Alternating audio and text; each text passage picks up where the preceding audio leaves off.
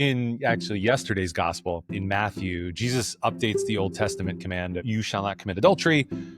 And he takes a deeper approach to it. And he says, anyone who looks at a woman lustfully has already committed adultery in his heart.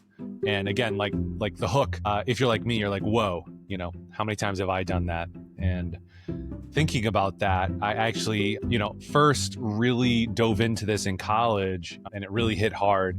And a good friend of mine helped me think through it, because the world is crazy, right?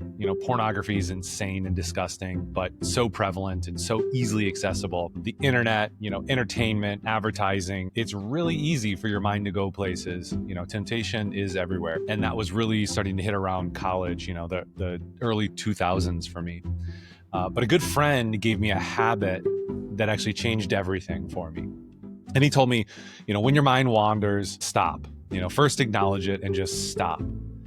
And then picture the Mother Mary. If you're looking at somebody lustfully and your mind starts to wander, either picture that person as Mary, the mother of Jesus, or Mary's next to them, comforting them, Mary's with them, and then pray a quick Hail Mary for yourself or for the person who triggered those thoughts. So you get into prayer, you connect with Jesus through Mary, through the most holy woman. And that's always been so powerful for me. And it's simple, but it helps you to interrupt the bad behavior and then do something positive to grow and overcome the sin in order that you can just grow in virtue. So you don't even have to think and you stop your thoughts before they wander into a sinful area. And I think this technique is great. It doesn't let the sin linger and it attacks the temptation head on. So I think that's a really good, just little tool tip, a little habit that you can have in your day-to-day life so you don't commit adultery in your heart with those lustful thoughts. And, you're not wrong or bad just because these thoughts pop up, right? These things happen and probably even crazier stuff.